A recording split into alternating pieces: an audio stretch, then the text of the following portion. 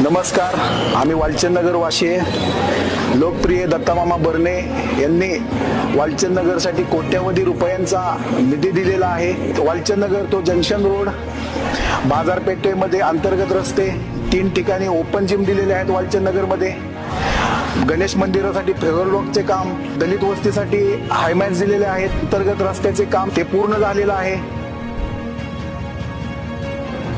त्याच्यानंतर वर्धमान विद्यालयामध्ये शौचालयाचे युनिट करून दिलेले आहेत। सांदाचाळीचा रस्ता दिलेला आहे।